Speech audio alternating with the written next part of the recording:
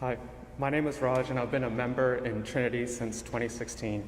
Thank you for letting me share my experience with Sacred Ground today.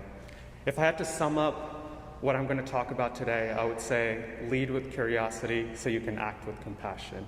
I'll explain that a little bit more as I speak today. My journey to create a beloved community actually started at work. As many of you know, I'm a family medicine physician, and in that work, we came to a realization that there was a lot of racism that was affecting the people we were taking care of. Medicine's commitment to racism was based on two realizations. The first realization was that your race can determine your risk of death and your risk of suffering. The second realization was that we share 99.9% of our genes, all of us here. There's in fact more variation among races than between races. What that meant was the unequal treatment, the unequal suffering was based on person's identity and was due to unjust systems. Depending on your race, you're less likely to get pain medicine when you're in pain. Depending on your race, you're less likely to get the treatment for cancer when you have cancer. And depending on your race, you're just less likely to have access to care. Addressing racism in medicine and healthcare has led me to a lot of educational seminars, trainings, books, so many things.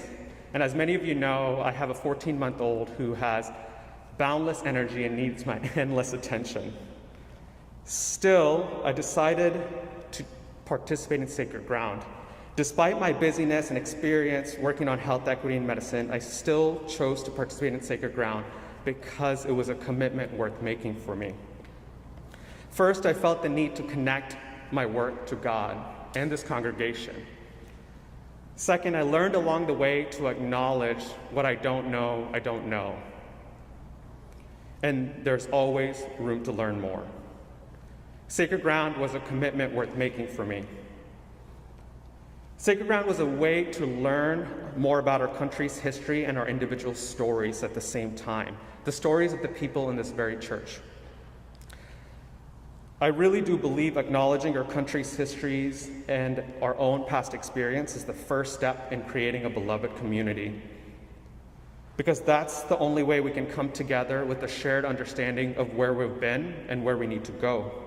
It does not have to be a moral judgment about us as individuals, our community, or our country.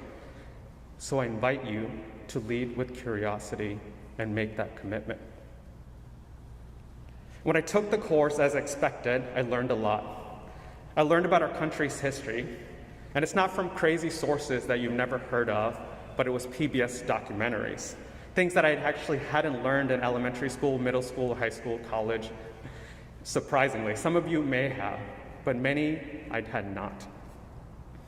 And I also learned about racism from philosophers like Howard Thurman. And if you don't know who Howard Thurman is the person that Martin Luther King Jr. turned to ask, where do I go from here in moments of uncertainty? I also learned about the individual and family stories of people in this church, how it personally affected them, how they interpret the content that we did together, and what it meant to them. It allowed us to connect deeper on a topic that mattered to them. And that's what it takes to act with compassion, to care about what's important to the people around you. And this is important to a lot of people in this church. I started this epistle trying to answer why you should participate in Sacred Ground and what's the value for the church. But as I started talking more, I just was trying to answer the question, why do you choose not to participate in Sacred Ground? Is it the time? Is it fear? Is it feeling that you already know what we're going to talk about? That's why I still invite you to lead with curiosity so you can act with compassion.